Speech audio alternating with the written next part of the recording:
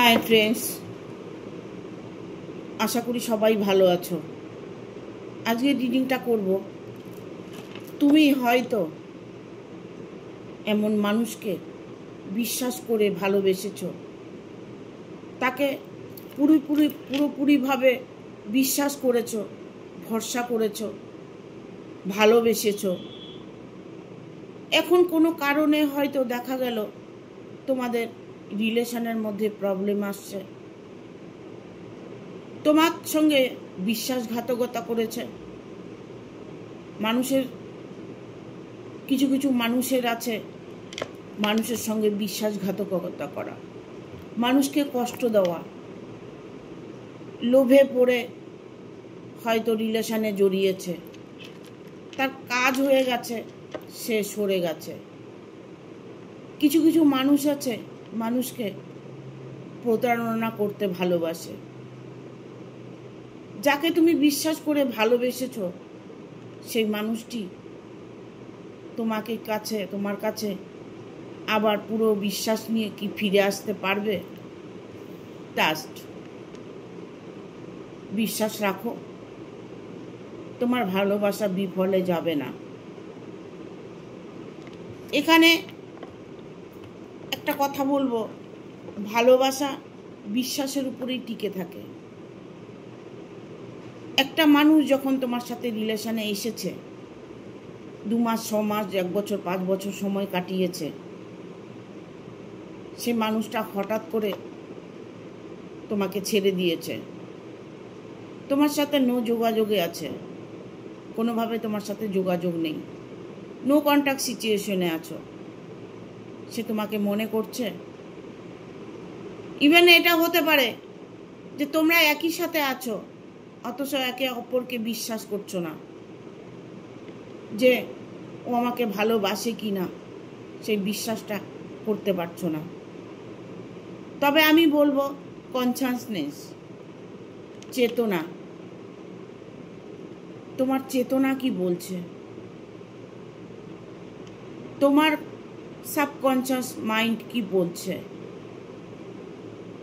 তোমার মাইন্ডের মধ্যে যদি প্রতিটা মুহূর্তে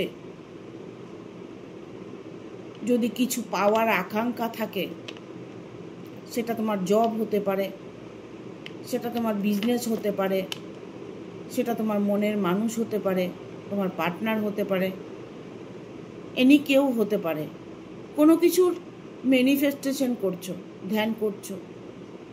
ইভেন এটা হতে পারে যে তুমি ইউনিভার্সের সাথে কানেক্ট হতে চাইছো, ভগবানের কাছে প্রার্থনা করছো যে ভগবান যেন আমার প্রার্থনা স্বীকার করে, মনে মনে এটা ভাবছো। তবে যতটাই তুমি যাই কিছু যতটাই ভেবে থাকো না কেন, সেটা কি সেই জায়গায় গিয়ে পৌঁছবে? আমি বলবো হ্যাঁ, পৌঁছবে।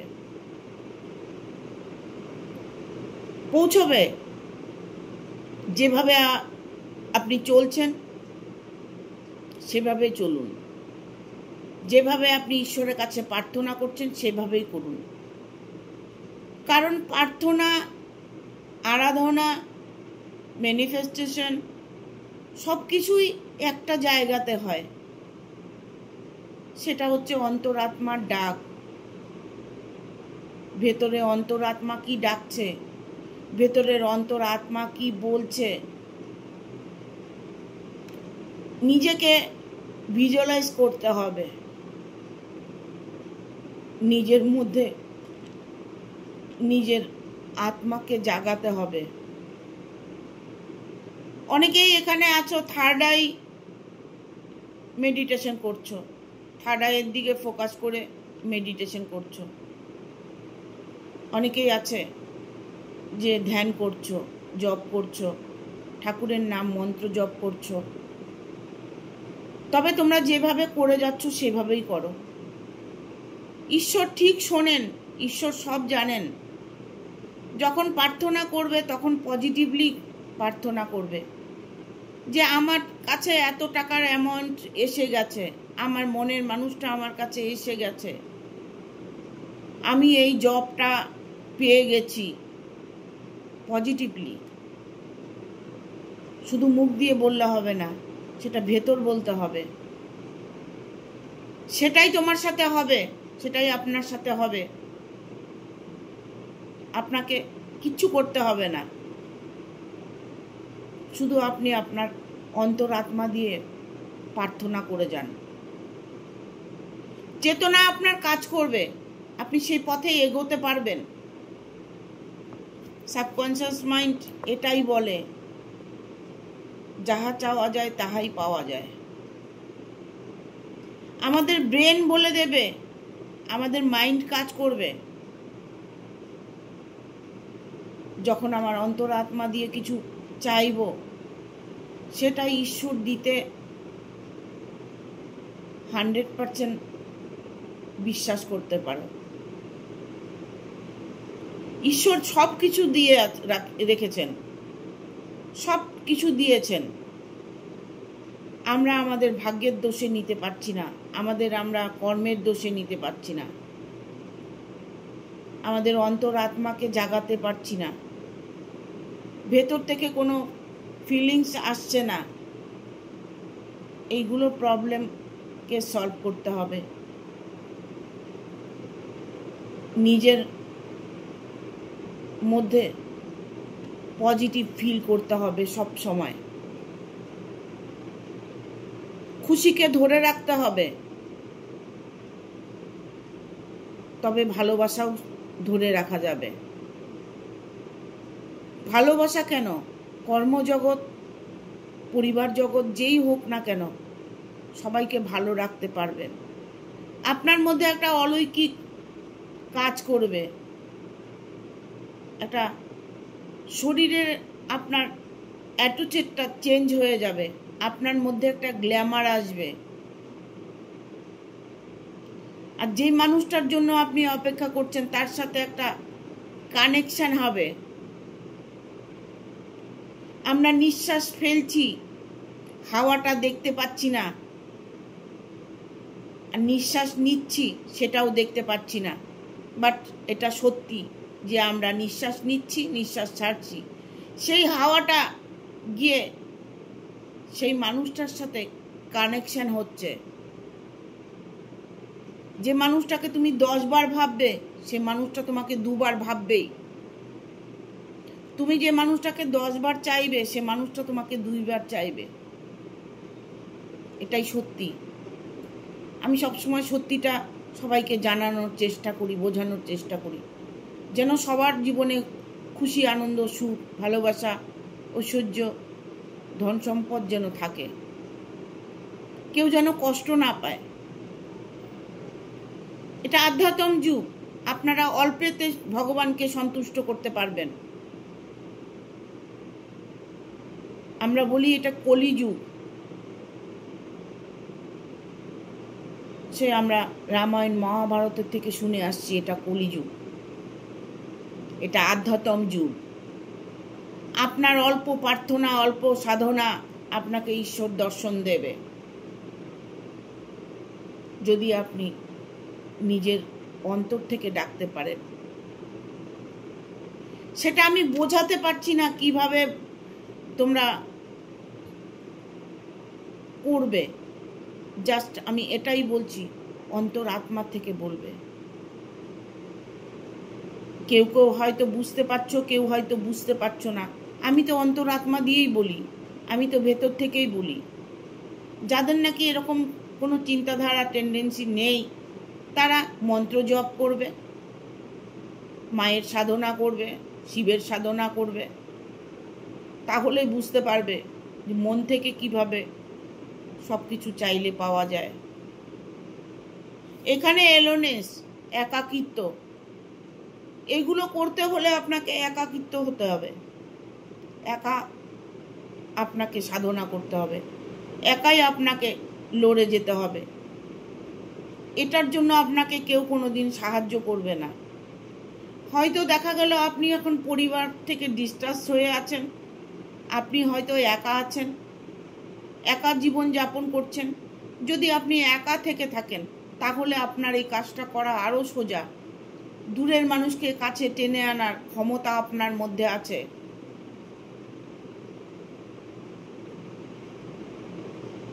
আপনি যদি মনে করেন সেই মানুষটার সাথে আমি দেখা করব, অন্তরাত্মা দিয়ে বলে থাকেন সেই মানুষটার সাথে আপনার দেখা হবে, গ্যারেন্টি দিয়ে বলছি 100% দেখা হবে। আমার ভিডিওটা কেউ মিস করবেন না, প্রতিটা ভিডিও বেশি বেশি করে শেয়ার করে দেবেন, কারণ এই রকম কষ্টে দুঃখে যারা আছে তারা যেন আমার ভিডিওটা দেখতে পায়, তারা যেন তাদের নিজের সুখ শান্তিটাকে ফিরিয়ে আনতে পারে। লাইক শেয়ার সাবস্ক্রাইব অবশ্যই করে দেবে। এখানে আসছে রিফ্রেশ, ছিঁড়ে যাওয়া সম্পর্ক, ছিঁড়ে যাওয়া কোনো বস্তু, সম্পর্কটা তোমাদের এতটাই তেতো হয়েছে যে সে ছিটকে বেরিয়ে চলে গেছে। একটা গাছে দেখুন, একটা গাছে ফল ছিঁড়ে পড়ে গেছে, ছিঁড়ে যাওয়া সম্পর্ক। এই যে ছিঁড়ে গেছে, এই ফলটা কিন্তু উপরে গিয়ে আর জোড়া লাগতে পারবে না।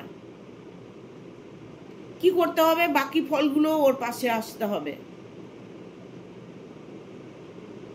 এই বাকি ফলগুলো নিচে আসবে, কখনো গাছ নিচে আসবে না, আর কখনো ফলটাও উপরে যাবে না।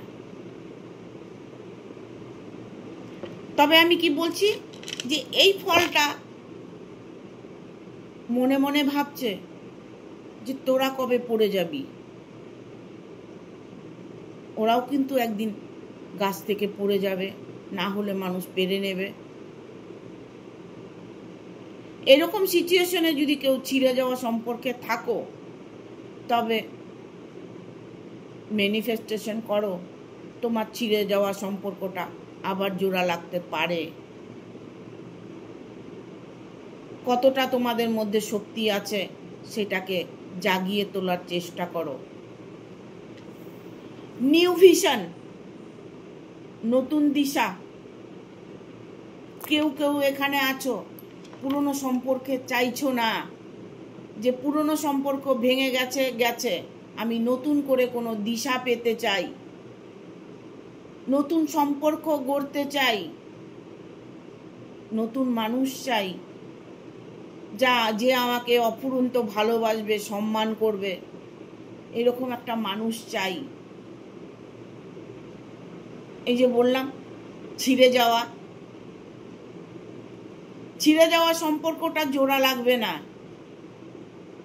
আর তুমি যদি মনের থেকে চাও, তবে ছিঁড়ে যাওয়া সম্পর্কটাও জোড়া লাগবে, কারণ সেই ফলটাও ঝরে পড়ে যাবে তার সামনে। আর তুমি এখানে চাইছো না যে পুরনো কোনো সম্পর্কে তুমি জড়িয়ে যাও, পুরনো সম্পর্কে তুমি ফিরে যাও। তুমি নতুন দিশা খুঁজছো, নতুন রাস্তা খুঁজছো, নতুনভাবে তুমি বাঁচতে চাইছো। এটাই মঞ্জুর হবে, এটাই, এই ইচ্ছাই তোমার পূর্ণ করবে ইউনিভার্স। মনকে শান্ত রাখার চেষ্টা করবে, আর সব সময়